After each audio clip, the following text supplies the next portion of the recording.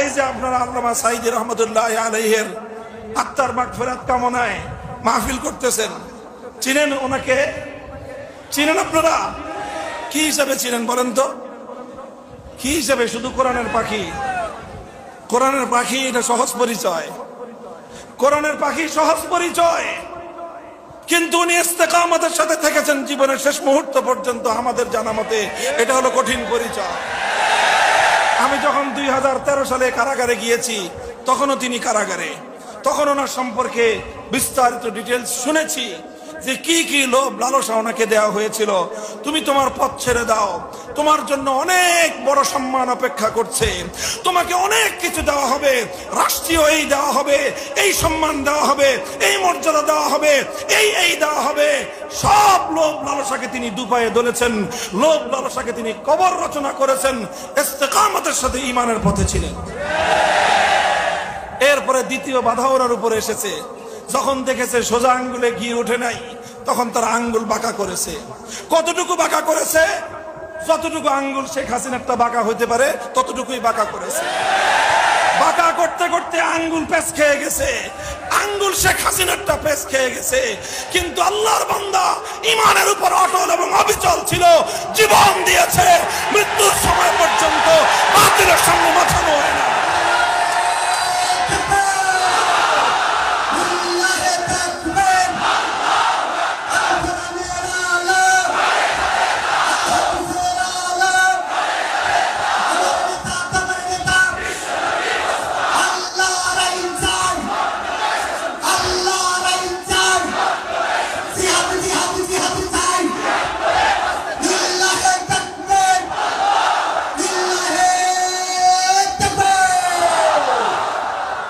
একটা নমরুদ, একটা ফেরাউন, একটা কারুন, আর একটা আব্দুল্লাহ ইবনে উবাই, রাইসুল মুনাফিকিন, চারটাকে একটা গ্লাসের মধ্যে গোলাইলে একজন শেখ হাসিনা জন্ম নেয়।